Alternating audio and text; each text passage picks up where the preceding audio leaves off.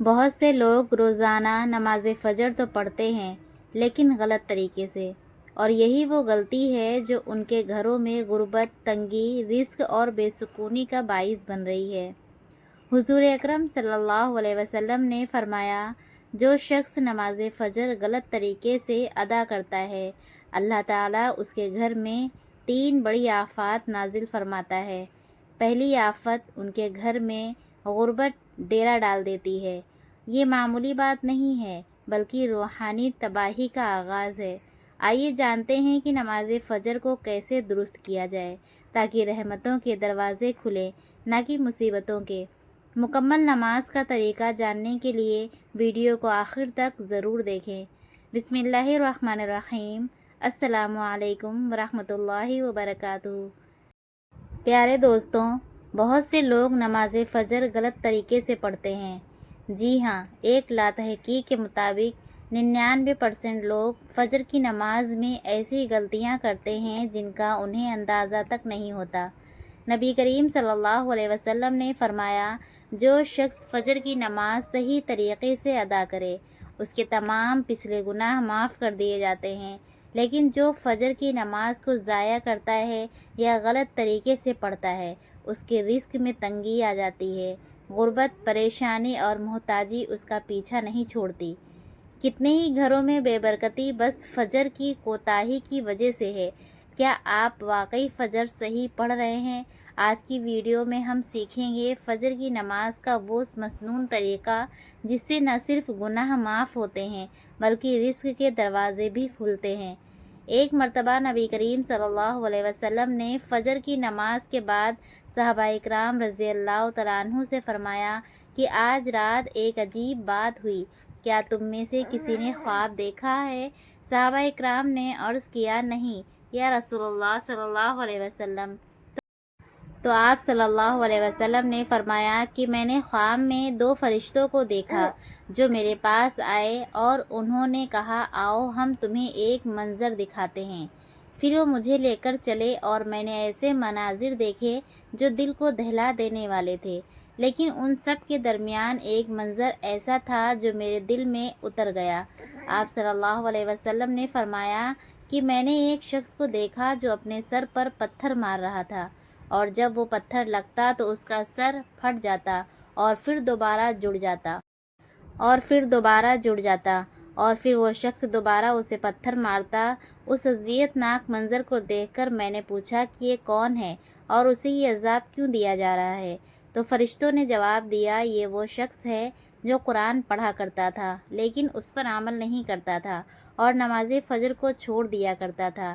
یہ وہ شخص ہے جو فجر کے وقت اٹھتا نہیں تھا اور سوتا رہتا تھا، اسے رب کی پکار سنائی نہیں دیتی تھی۔ یہ وہ بد نصیب ہے جو دنیا کی نیند کو آخرت کی نجات پر ترجیح دیتا تھا۔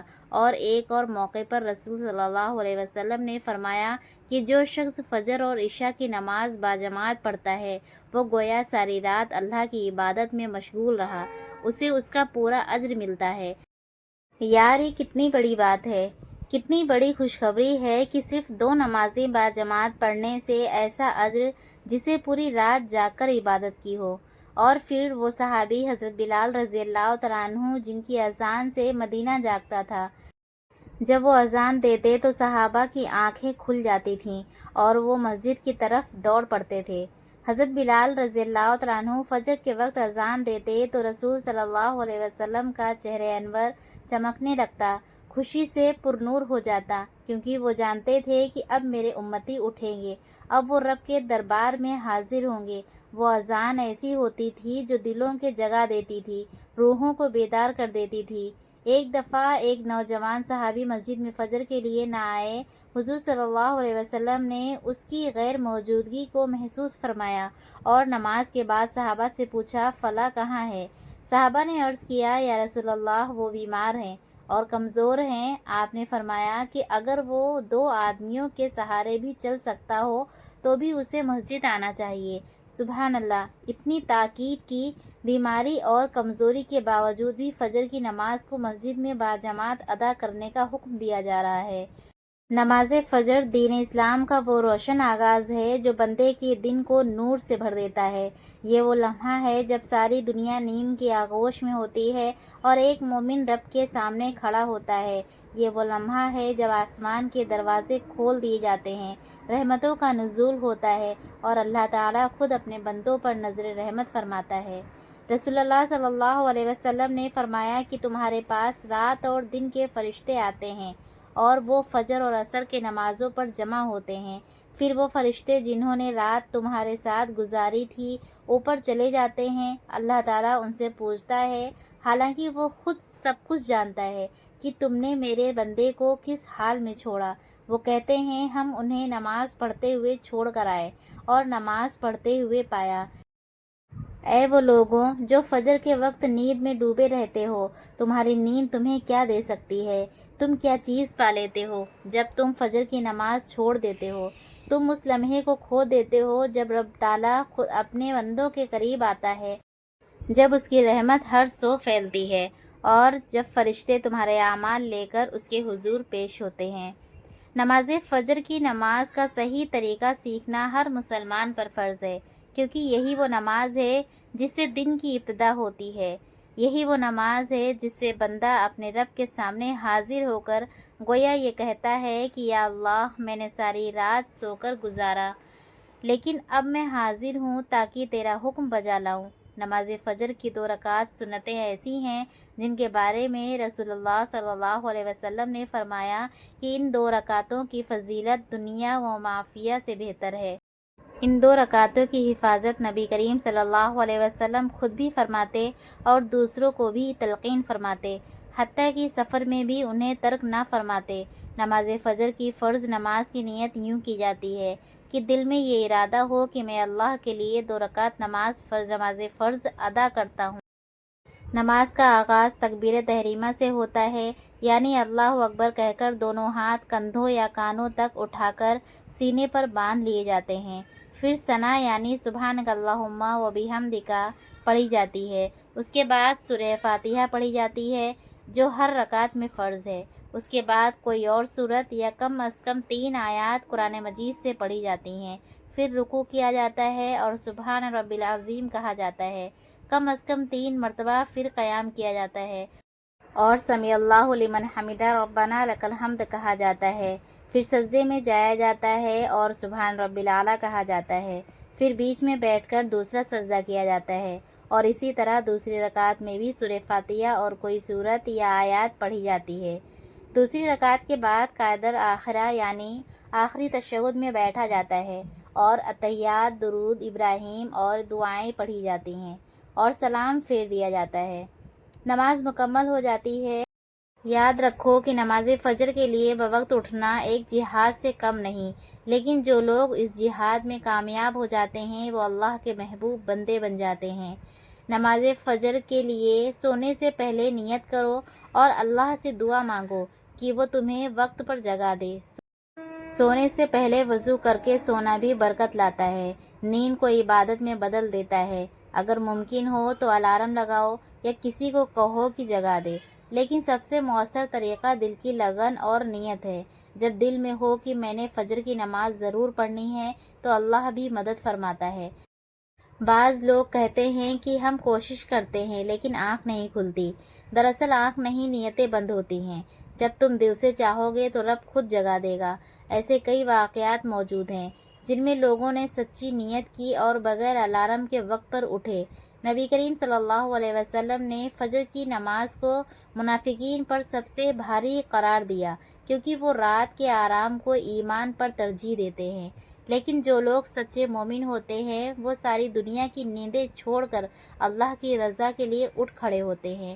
نماز فجر نہ صرف فرض ہے بلکہ بندے کے دن کو برکت والا بناتی ہے۔ جو دن فجر سے شروع ہوتا ہے وہ شیطان سے محفوظ رہتا ہے، اور جس دن کی ابتدا بغیر نماز کے ہو وہ نحس اور بے برکت ہوتا ہے۔ نماز فجر کے بعد اذکار اور تلاوت قرآن کی بھی بڑی فضیلت ہے۔ رسول اللہ صلی اللہ علیہ وسلم خود فجر کے بعد اشراق تک مسجد میں بیٹھے رہتے تھے اور اللہ کا ذکر کرتے تھے۔ یہ وقت دعا کی قبولیت کا وقت ہوتا ہے۔ فجر کے بعد تھوڑی دیر بیٹھ کر استغفار کرو، تسبیحات پڑھو، قرآن پڑھو۔ تمہیں جو چاہیے وہ اللہ سے مانگو۔ وہ وقت سب سے بہتر ہے مانگنے کے لیے، کیونکہ اس وقت دل نرم ہوتا ہے، روح تازہ ہوتی ہے، فضا پاکیزہ ہوتی ہے اور اللہ قریب ہوتا ہے۔ نماز فجر کے لیے وضو کا خیال رکھو۔ پاکی کے بغیر کوئی عبادت قبول نہیں ہوتی۔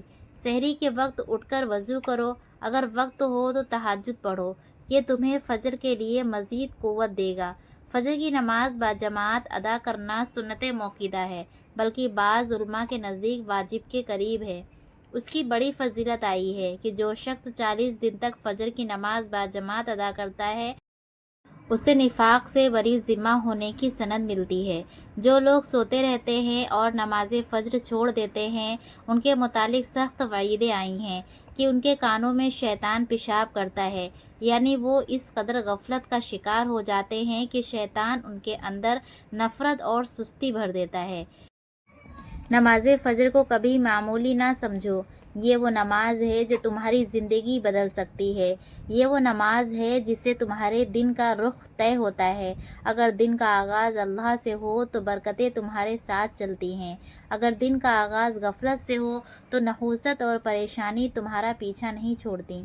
فجر کی نماز سے تمہارے چہرے پر نور آتا ہے، تمہارے رزق میں وسعت آتی ہے، تمہاری دعاؤں میں اثر پیدا ہوتا ہے، تمہارے دل کو سکون ملتا ہے، تمہارے قدم سیدھے راستے پر رہتے ہیں اور تم اللہ کے قریب ہوتے ہو۔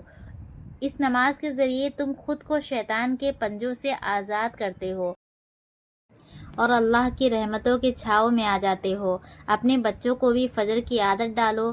گھر میں فجر کی اذان کی آواز آئے تو گھر والے جاگ جائیں۔ ماں باپ خود اٹھیں گے تو اولاد بھی اٹھے گی، اگر ماں باپ سوئے رہیں تو بچے کیسے جاگیں گے؟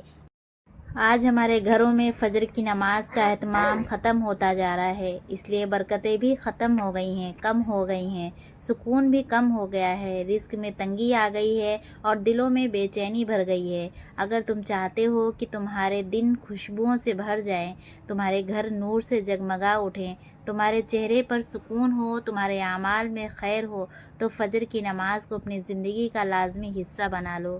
کبھی قضا نہ ہونے دو، کبھی سستی نہ کرو، چاہے سردی ہو یا گرمی، نیند کا غلبہ ہو یا تھکن، یاد رکھو کہ جنت کی راہیں انہی قدموں سے طے ہوں گی جو فجر کے لیے اٹھتے ہیں۔ اللہ رب العزت سے دعا ہے کہ وہ ہم سب کو نماز فجر نہ صرف باجماعت بلکہ مکمل اخلاص اور صحیح طریقے سے ادا کرنے کی توفیق عطا فرمائے۔ یا اللہ، ہمارے دلوں میں نماز کی محبت پیدا فرما دے اور ہمیں ان خوش نصیبوں میں شامل فرما جن کے گھروں پر تیری رحمتیں، برکتیں اور سکون نازل ہوتا ہے۔